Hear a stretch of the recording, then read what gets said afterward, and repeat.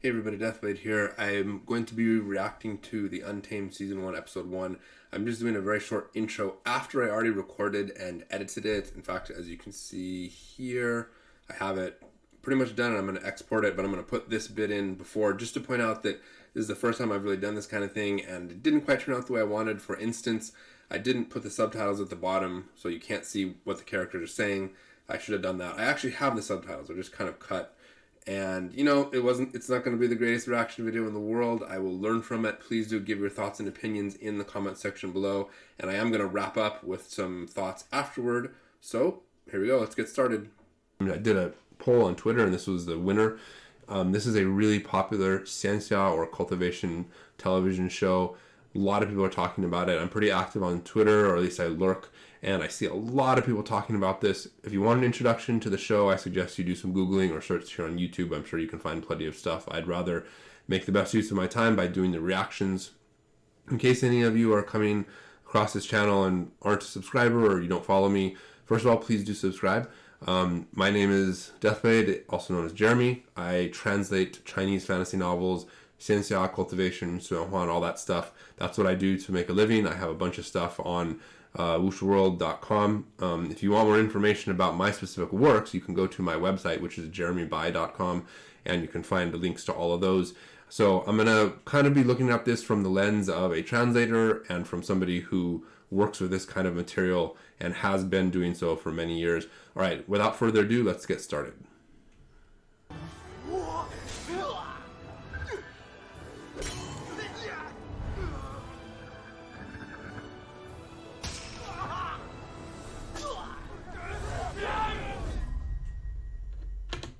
So this is kind of funny. Seems like such a typical scene from a Xianxia novel, and it actually reminds me of one of the novels I translated, A Will Eternal, where there's a part where, you know, everybody's after the same thing, kind of killing each other and whatnot. Super typical.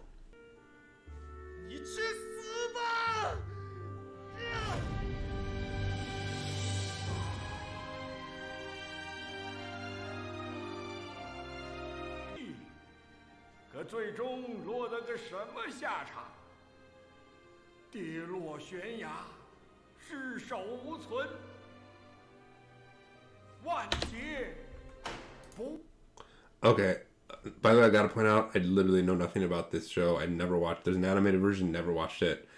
So, all I do know is that whenever somebody disappears, especially in Xianxia, and you don't see the body, it always makes me wonder, how are they going to come back?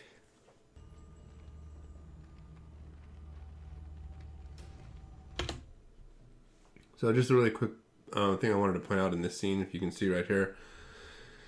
These things here are bamboo scrolls, so then they're made up of bamboo slips. So in the cultivation novels, a lot of times they'll have jade slips, or at least in the ones that I have translated before. So they would be jade versions of these, and then they're rolled up into scrolls with information on them.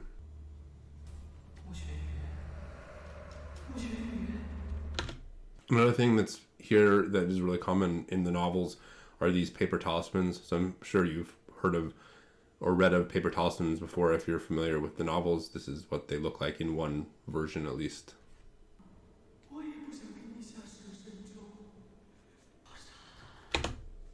So in this scene, the dialogue is really echoey and like I think it's like flashback dialogue. It's really hard for me to like hear it and understand it in Chinese. Obviously, I am a language learner, and despite having spent 10 years on Chinese and becoming a translator, if I don't have the Chinese subtitles there, it makes it really hard for me to pick out exactly what's being said. So far, what I've seen of the translation, you know, we're only, let's see here, 10 minutes in. So far, the translation seems pretty accurate, but there is a lot of stuff that I'm not able to pick up on because I can't quite hear it clearly.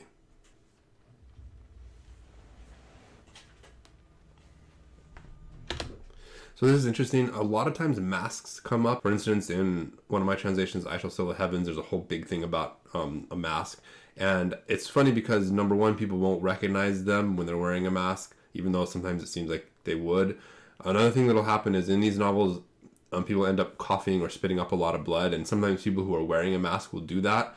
I think this is a perfect representation of what that kind of mask would be, basically covering most of the top of the face but leaving the mouth open for speech and then also for convenient coughing up of blood. Of course, there are some masks that are specifically said to cover the whole face. Obviously, this isn't one of them.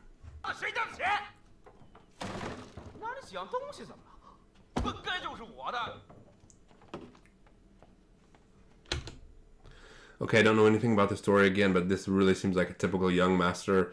We all know the young master trope. I did a whole video about the top and most hated tropes, and if I remember correctly, young master actually didn't make it on there. I think people don't hate it that much, but it's definitely one of those tropes that comes up all the time in the novels, and obviously, of course, the TV shows as well.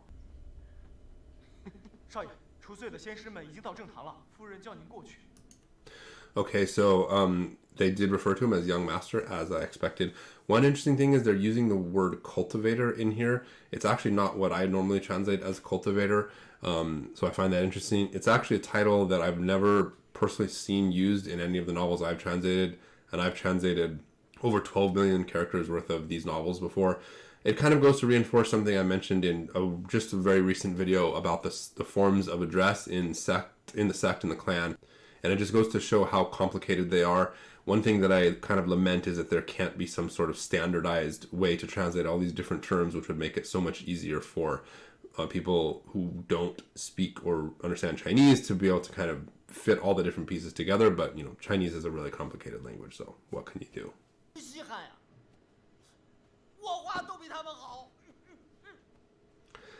Yeah, I can't help but wonder how much of this is an act. Seems like all of it. Or is it partly an act and he's partly crazy?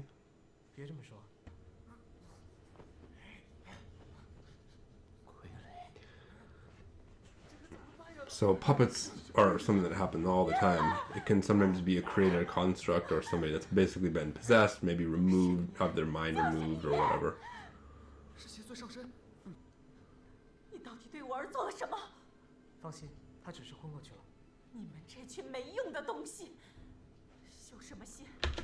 Okay, what she just said in Chinese is, let me see, let me go back really quickly to see what it said in English.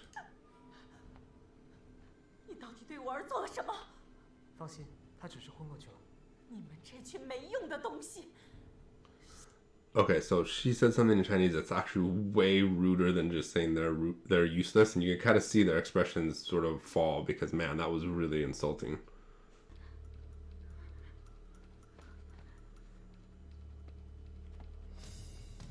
So this is kind of a cool little mystery horror investigation thing.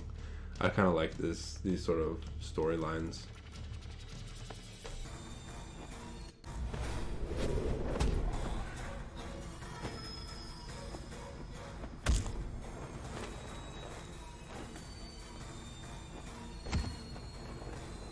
Okay, I just noticed something. Let me go back. She has white eyes. Oh, no white eyes.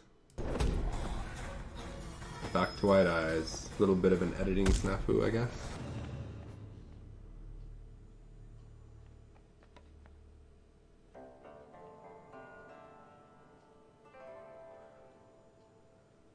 Oh, you can tell he's cool and important.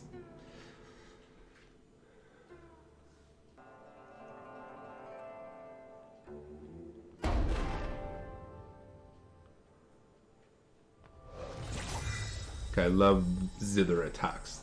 You know, you see that stuff in the novels and in other movies. I really dig that kind of stuff. It's cool. Okay, so finished it. I feel like I didn't really have that much reactions. This obviously is not an action-packed, you know, adventure action Xianxia show. My initial reaction is, alright. I think I probably need to watch a couple more episodes before I see what's going on, and most of the people that are in the credits don't seem to have even shown up yet in the show. Alright, that's it for now. I might add some other thoughts later. So that's it for my reaction video. I hope you liked it. My final thoughts after having let a couple of days pass is I wasn't impressed. I wasn't disappointed. I feel like there is a lot to come, and perhaps getting a few more episodes under my belt might help. I wasn't very impressed with the fight scenes at all. This tends to happen, in my opinion, in modern day Xianxia and Wuxia stuff. it's not as though all the actors throughout all history and all of these movies were all physically trained to be martial artists or anything like that, although a lot of them were.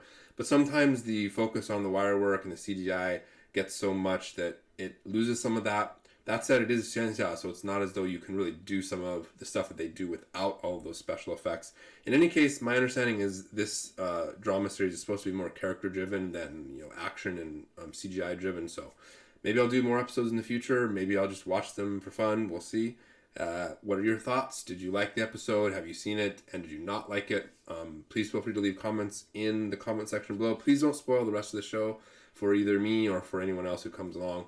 And if you like this kind of content, please do like and subscribe. And you can offer direct support in the description box below and the links there. I'll see you in the next video. Godspeed.